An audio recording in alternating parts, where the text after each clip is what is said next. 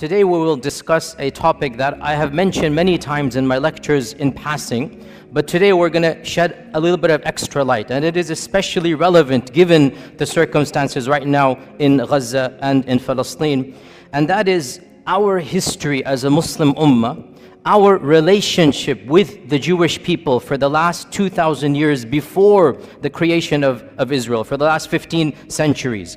Because the fact of the matter is that it is truly sad in light of our contributions to the survival and the flourishing of these demographics that they seem to ignore and neglect all of these centuries of positive interactions. Because the fact of the matter, once again, Christian Europe treated this demographics in a very different way than we did. And multiple times in history, the Muslim ummah and the Muslim civilization played a vital role in protecting hundreds of thousands of persecuted Jewish people. So we need to be aware of this, and we need to know our own history. And again, only so much can be said for the history of 15 centuries. But as you're roughly aware, we went over this in detail this earlier part in a number of lectures. In the year 70 CE, in the time of Jesus Christ, after Jesus Christ, the second temple was destroyed, and so Judaism once again had its diaspora. They fled across the globe, so they didn't have a land. For the next 2,000 years, where were the Jewish people? Under Christian and then Muslim rule. For 1,500 years before 1947, 1,400 years before 1947, where were the Jewish people? Either in Christian lands or in Muslim lands. Okay, what is the difference between how the Jewish people were treated in Christian lands versus how they were treated in Muslim lands? This is the summary we're going to be discussing today. And of course, the goal is to pique your curiosity. The goal is to start you on the journey. Obviously, in 15-20 minutes, only so much we can do. We need to understand Christianity from its inception has been extremely intolerant of the Jewish people. Why? Because according to their theology, what did the Jewish people do to their own God, to the Son of God? Well, according to their theology, what did they do? They murdered the Son of God. So from the beginning, there's a term that is found in Christian literature. I'm not inventing this term. It's called Christ killers. This is what they called the Jewish people, Christ killers. And that is why, generally speaking, in ancient Christianity, medieval Christianity, Jewish people were not treated as equal citizens. They didn't have the right to own property in most of European history. They were forced to live in special areas. The ancient term for this in Venice, the Venetian term, is still used in English. Guess what that term is? Ghetto.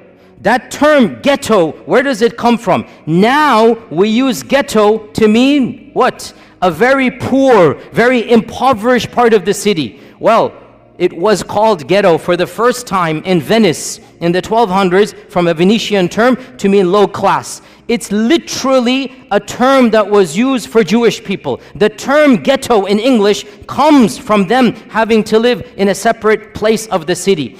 Jewish people in Europe were prohibited from any noble profession. They had to take ignoble tasks. They were prohibited from owning land. They were prohibited from rising up in the ranks of nobility. In fact, the one job that they were not prohibited to do, and that's why they started to do this more and more, was the job that was prohibited by the church, and that is lending of money. The church said you cannot lend money on interest.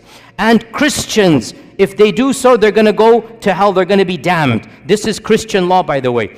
Jewish people were exempt because they're not Christian. And they couldn't work in so many other areas. This is not anti-Semitic, I'm teaching you history. This is a fact.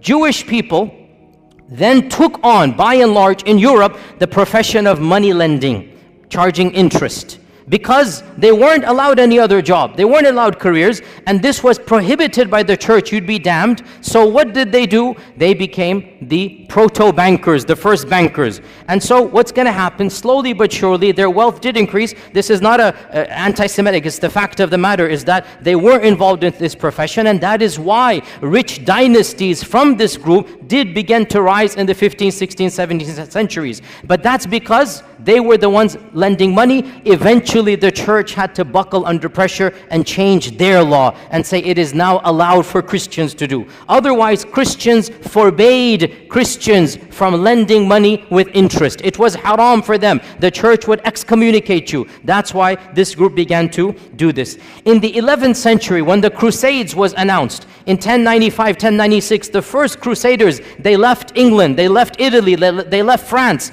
and they made their way to Jerusalem, wanting to free, quote-unquote, Jerusalem from Muslim lands. Do you know what happened before they reached Jerusalem? They started massacring Jewish people. Where? In Europe. Why? What has that got to do with Jerusalem? They began to reason, if we're going to go to Jerusalem where Jesus walked, we should avenge his death before we get there.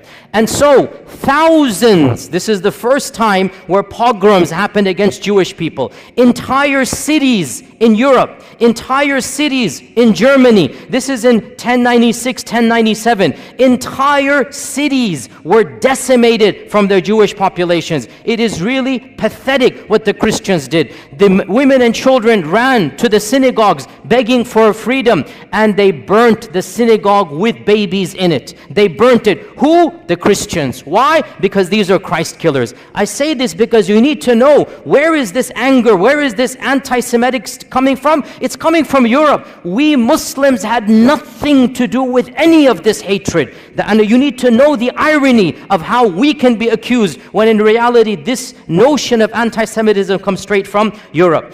In the year 1215, the church gave a decree that Jewish people could not live like normal citizens in any Christian land. They had to wear a different clothing. They had to live in different places of the city. They had to have specific professions. This is the Vatican. This is the church normalizing the discrimination of Judaism. This is in 1215. Don't be surprised in a few decades, 1290, King Edward of England said, I don't want any of these people in my kingdom. So he made a decree to expel every single member of the Jewish faith from England. For 400 years, there were no Jewish people in England. 400 years. Why? Anti-Semitism. The king said, none of these people are going to be here. And Shakespeare writes his plays during this time. But the stereotype, the negative, evil stereotype remains in the psyche of Europe. Go read Shakespeare's plays. Go read how he writes about Shylock the Jew. This is Shakespeare, not me. Shakespeare is an anti-Semite in every sense of the term. The stereotypes, the negativity, and ironically, he's never interacted with the Jewish person because there are no Jews in England when Shakespeare's writing because of the decree. Only in 1680 or something, the king relents and allows them back in. And that is why, by the way, to this day in England, the Jewish population is very small compared to other places in Europe because for 4 centuries, they were banned. And one of the worst manifestations of anti-Semitism took place in Andalusia, but not under us. When Ferdinand and Isabella Reconquista, when they conquered Granada, the Muslim land, when they conquered Granada, the first decree, less than 1 week or 1 month after they took power, 1492, they made the decree. It's called the Decree of Al-Hamra because it was in the Hamra Palace. There shall be no Jewish people living in Andalusia. Hundreds of thousands of Jewish people were forced to convert to Christianity or were sent into exile. The entire population of Iberian Spain, and there were, we don't know, 300,000-400,000, 500,000 Jewish people, they were either forced to convert under torture or they had to flee for their lives. And this is one of the worst manifestations. Now you get to Hitler in the 1930s and 1940s, which is of course the worst anti-Semitic outburst in all of human history. And this needs to be said bluntly. Hitler did not come in a vacuum. Hitler is tapping into mainstream Christian notions of anti-Semitism. The term anti-Semite, the birth of anti-Semite, the notions of anti-Semite, it has nothing to do with Arabs and Muslims. It is European and Christian through and through, 100%. Even the term is invented by the Christians and used by the Christians. This is just a summary of Christian lands. Let's move on to Muslim lands. Subhanallah, wherever Muslims went and there were Jewish people, the Jewish people faced a type of flourishing. They were given a type of protection they could never find in Christian lands. And when Muslims conquered what is currently Iraq, what is currently Iran, Iraq had a large population of Jews in Baghdad from the time of the first expulsion, not even the second, from 500 BC, because the largest group of Jews from the first expulsion, they went to Iraq. So Muslims found large groups of Jews in Iraq. In Iran, Isfahan, hundreds of thousands of Jewish people, again from the first and second expulsion. And the Muslims came and found them, and they gave them protection under the treaty of Umar ibn al-Khattab. Jerusalem, when Umar ibn al-Khattab marched into Jerusalem, guess how many Jewish people were there? 0. Guess how many synagogues? 0.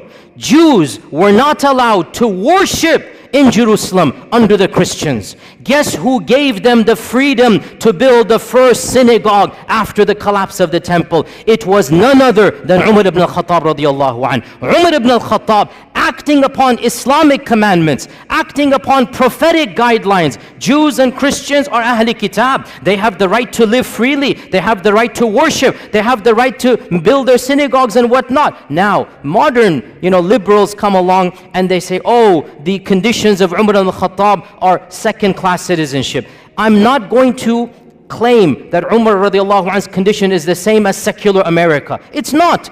But we're not comparing Umar ibn al-Khattab to secular America. Secular America is a different notion where religion plays no role. In the Islamic scheme of things, religion plays a vital role. So if you're a Muslim, yes, you get perks and privileges, no doubt about that. And if you're Ahl Kitab, there's certain things. For example, you cannot convert people to your faith. For example, the synagogue minaret, or the temple in the synagogue cannot be higher than the minaret of the mosque.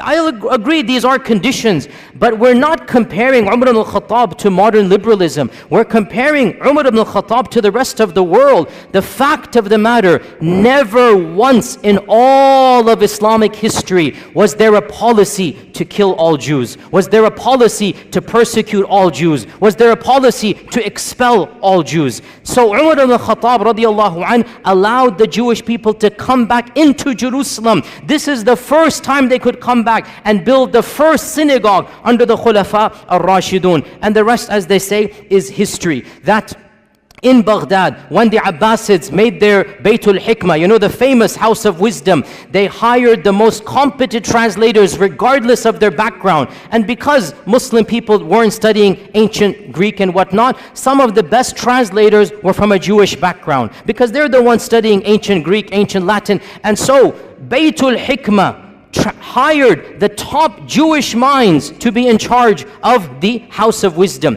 And when the Fatimids and when the Umayyads of Spain instituted their own Baytul Hikmah, because they wanted to compete. There are 3 khilafas. They wanted to compete with one another. So they made their own institutes of publishing. They also hired the best and brightest minds, regardless of their background. Jews and Christians were at the top of this list. You have to understand why. Muslims weren't studying ancient Greek and whatnot. These civilizations were. So the Khulafa and the Sultans hired these people and gave them the best salary so that they can work with them. And one of the most interesting examples in our own history in Andalusia was under the Ta'ifa kingdom of Granada in around 1000, 1030 CE, like basically literally 1000 years ago, the prime minister of Granada, the Sultan was Muslim, the prime minister was a rabbi, and his name is Ismail ibn Naghrillah, Ismail ibn Naghrillah. And he was a rabbi, he was a learned man, he rose in the ranks until he became the prime minister of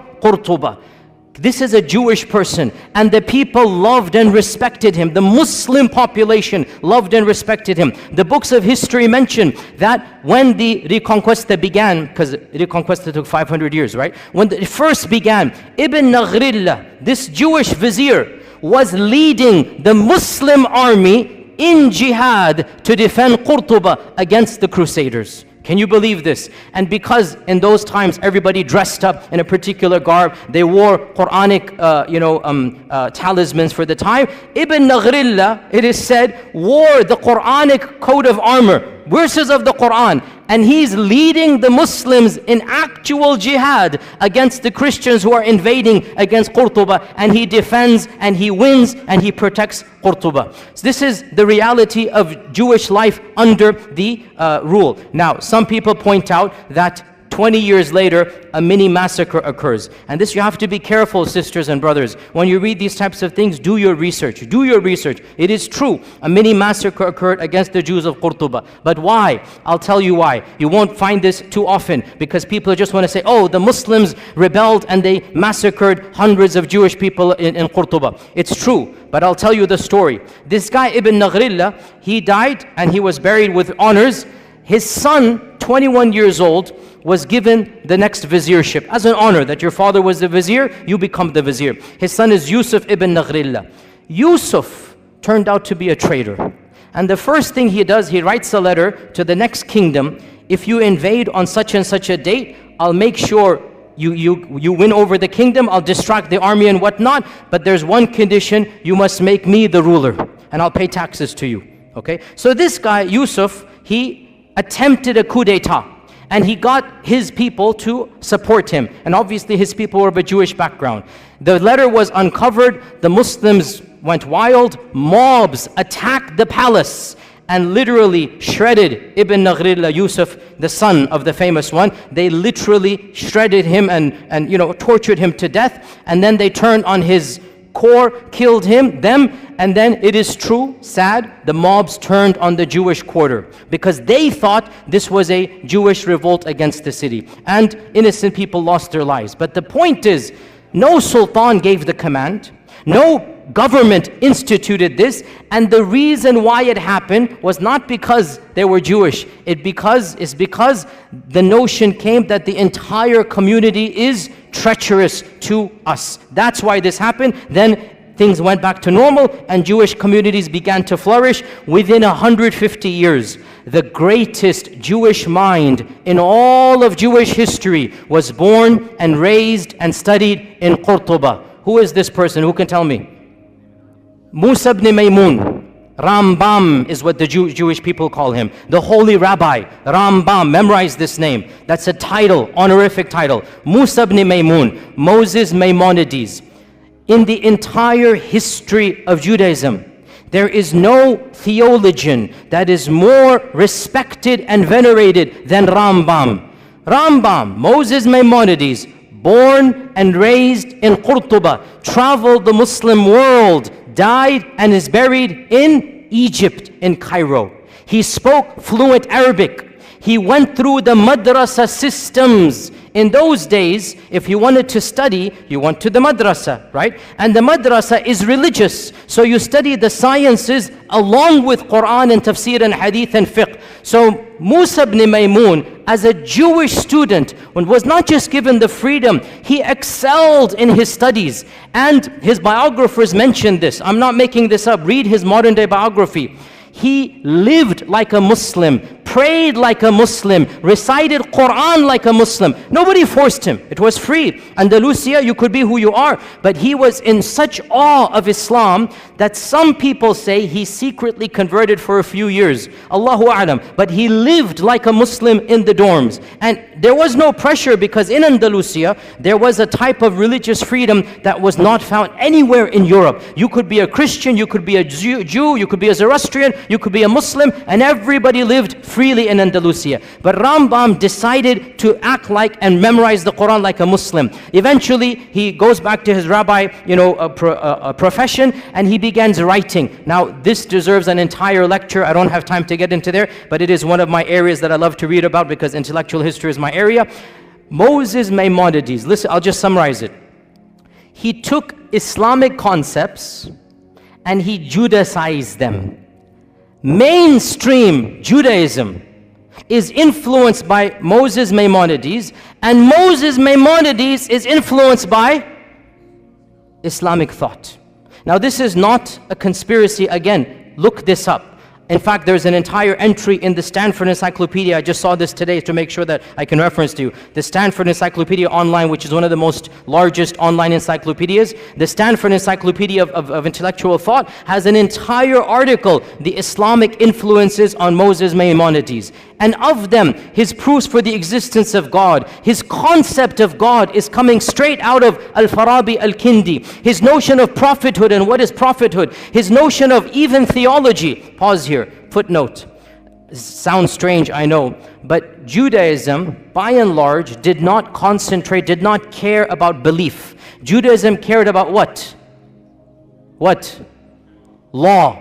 Judaism cared about how you act. It had almost nothing to do with Aqidah. That's why they don't have any book on Aqidah. The first book of Jewish theology, who wrote it?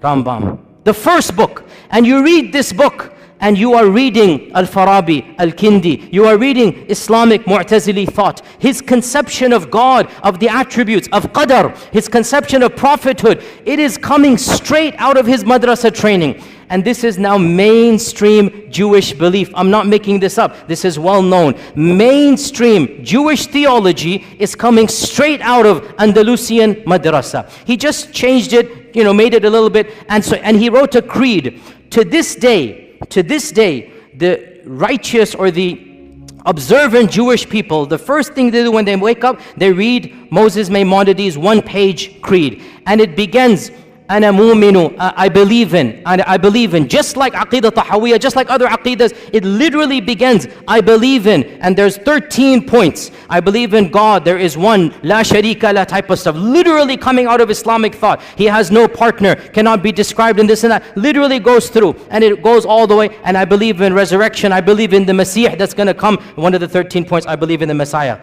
So this is coming from Musa ibn Maymun. By the way, one interesting thing about Rambam, wallahi, so ironic. He became the best physician of his time because he mastered Ibn Sina. So he read Ibn Sina, he mastered Ibn Sina. Now he's the best physician. He works his way up. Guess who he becomes the personal doctor to? None other than Salah ad-Din al-Ayyubi. Salah ad-Din al-Ayyubi takes him as his personal court doctor. For a period of time, he travels with Salah ad-Din. He is the primary doctor of Salah ad-Din Ayyubi. Nobody can accuse our religion of anti-Semitism. Nobody can accuse our sultans, our khulafa of hating people because of their different faith. It didn't happen that way. If you were talented, you were the best doctor, and it's so ironic. Salah ad-Din is conquering Jerusalem, and Rambam is his main doctor. Subhanallah. How can we not remind our Jewish brethren of this reality? Look at from where to where. Look at the past and now look at how that has flipped. Eventually, he went to Egypt. He lived in Egypt. By the way, he wrote most of his writings in which language? Arabic. The chief rabbi of Judaism is writing his books in Arabic. This is well known. You can see them and look at them online. And he has a book called The Guide of the Perplexed. And there are a number of papers about this, that this is coming straight out of Al-Ghazali's Al-Munqidh min al-Dalal. Literally, Imam Al-Ghazali wrote Al-Munqidh min al-Dalal, and there is a book that he wrote for his people, The Guide for the Perplexed. And it has the same motifs, the same notion. Again, it's not copy-paste, because in the end of the day, he's an intellectual thinker. But he takes ideas, he takes notions from Islam, and he Judaicizes them, which is what we expect to do. But where is the origin? What's the kernel? From our faith tradition. It is true to say that never in the last 2,000 years before the creation of this country has the Jewish people flourished as they did under Muslim Spain, under Islamic Andalusia, their greatest minds, their largest synagogues. You can visit their synagogues to this day in Qurtuba, in Granada. They still have their synagogues that were built not under the Christians, under the Muslims. Now in 1492, Ferdinand Isabella come, the first decree, all Jewish people will leave or convert or die, be killed. Where did these 500,000 Jewish people go? The Sultan Muhammad II gave a decree. Anybody who flees from Andalusia shall be welcomed in our lands anywhere you are. And he said, any vizier, any governor, any businessman who impedes their settling, who stops them to settle in any city, shall be punished by the Sultan himself. Sultan Mehmed II welcomed hundreds of thousands of Jewish people in 1492 with open arms. He literally saved them from execution or forced conversion. And he was angry at Ferdinand and Isabella, and he goes, this is not a good policy. But he thanked them. He goes, but you are giving us your good minds, your good workers, don't worry, we will take them. Because of this, sisters and brothers, where did they go? They ended up in Morocco, in Tunisia. They ended up in Egypt. Hundreds of thousands of large Jewish communities were living in the Middle East, in Yemen. They were living there because Ferdinand and Isabella expelled the Jewish people. Muslims welcomed them and they said, Tafaddal, come and live here. And they lived here up until 1947. And by the way, before we even get to 1947, let's not forget another chapter in Muslim Jewish history. And this one, I was honestly surprised when I found out.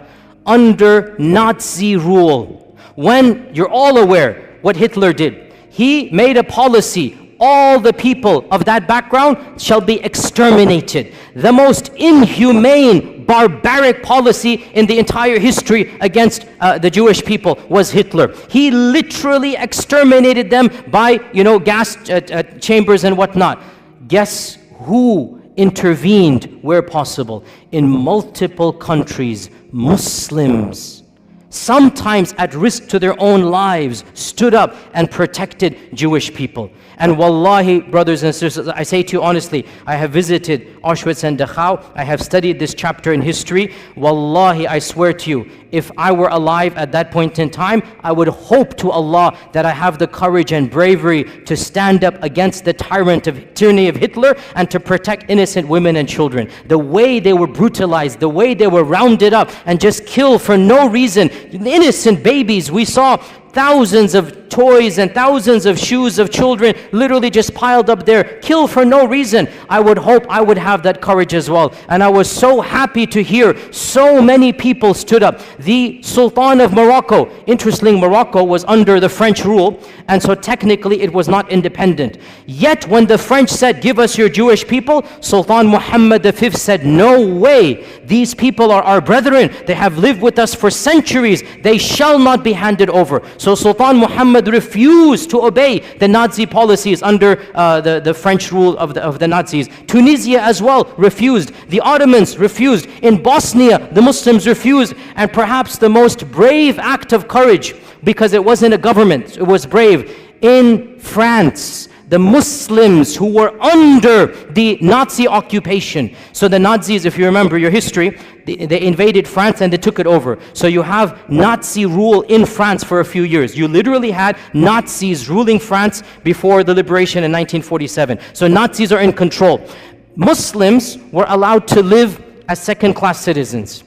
The Imam of the Masjid, Bul Qadir, the Imam of the Masjid, the Grand Mosque of Paris, I visited it. It's a very beautiful masjid built in the 1930s. It's still standing to this day. It's a beautiful, iconic masjid in Europe. The Imam of the Masjid gave a secret talk to the Muslims, and he encouraged the Muslims, if you know any Jewish friends of yours, bring them in. We will protect them in our mosque. The basement of the masjid became a home for the Jews under Nazi rule in France. And this was engineered by the Imam, the Sheikh.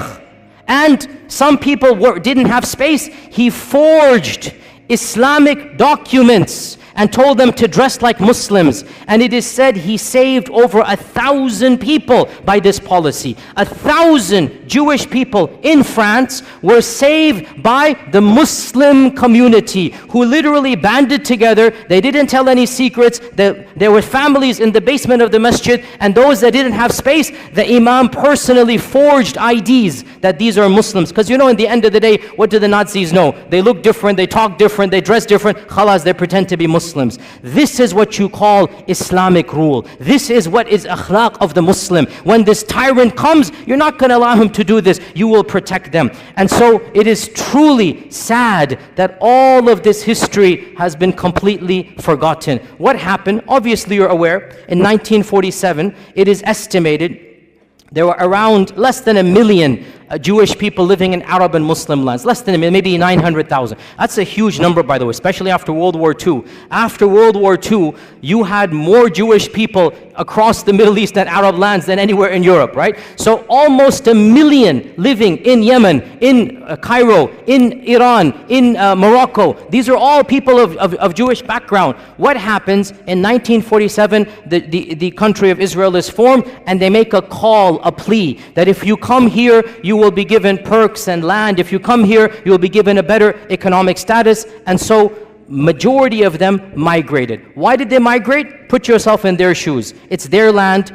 from their perspective, obviously. They're getting their own people. They're getting a citizenship. They're getting land. They feel it's going to be safer for them. Some of them believe in Zionism. And yes, I'm not going to deny, because of the atrocities in 1947 and the massacres against Arabs, it is true, in a number of Muslim lands, for the first time in history, these types of sentiments that we now are familiar with began to develop against the Jewish population. I'm not going to deny this. But why did it happen? Because of politics of Israel. Not because they were Jews, because Israel massacred thousands, hundreds of thousands of Muslims, expelled hundreds of thousands of Arabs. Well then, there's going to be a feeling of sentiment. Why are you guys doing here? Go where you belong and whatnot. So all of this put together in the next 5 to 10 years, from 900,000 Jews in Arab and Muslim lands, currently it is estimated there are less than 15,000 across all lands. 200 here, 500 here, all of them have come to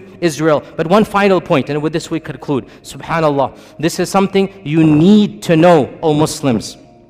This division of living under Muslim, living under Christian, it had and has and continues to have a profound impact on the demographics of the country of Israel. Judaism is divided into multiple groups. The three most important groups: number one, Ashkenazi; number two, Sephardim; number three, Mizrahi. These three divisions go back to whether they were living under Europe or under Muslim rule. And the most Europeanized Jewish people are the Ashkenazis. These are the ones, they never lived under Muslim lands. These are the ones, they have a different cultural background. They're more European. Generally, they're more secular. Generally, they're the ones in charge. Generally, they're socioeconomically privileged, and they're the governments ever since the founding of Israel. Sephardim are those Jewish people that were kicked out of Andalusia. And Mizrahi are the Jewish people who lived in Arab lands, Yemen, Iran, other places for many millennia. They are the smallest. Generally, Sephardim and Mizrahi are more pious. They're more orthodox. They're more religious. They're more believing in God. And a lot of you don't know this. In Israel, they are treated like second-class citizens. In Israel, because they can tell by your looks, they can tell by your name, they can tell by your culture. The Ashkenazis, who have a white skin color, are the superior class. And of course, there's even a lower category, the Falasha, which are coming from Ethiopia, and you should see how they are treated in Israel. They are the lowest of the low. But above them are the Mizrahis, and above them are the Sephardim. Sephardim and Mizrahis, they are ghettoized in Israel. In the 40s and 50s, they were not given the land they were promised. They were not given the perks that the Ashkenazis were given to. They were not given government positions. And this caused, I'm not joking, you can look this up, in the 60s and 70s, political parties, some of them semi-violent, from the Sephardim, from the Mizrahi, were formed to fight against whom? Against whom? The Arabs? No, Ashkenazis. To fight for their rights. And these days there is a massive party in Israel called the Shas Party, S-H-A-A-S, the Shas Party. It is the fourth or the fifth largest party. It is a party that was founded to protect the rights of the Arab Jews, i.e. the Sephardim and the Mizrahi Jews, so that they have equal rights as the Ashkenazis. You have to realize racism is rampant in that group of people, even amongst their own. Any Jewish person who lived in Muslim lands, who spoke Arabic, who comes from an Arabic culture, is not treated with the same respect as the Europeans. And this is well known, open secret. Go look it up, go do your research in this regard. So this is one point. And then I want to conclude on this point, sisters and brothers, and that is that we are not mentioning this. Wallahi, we are not mentioning this to remind them of a debt they owe us. No.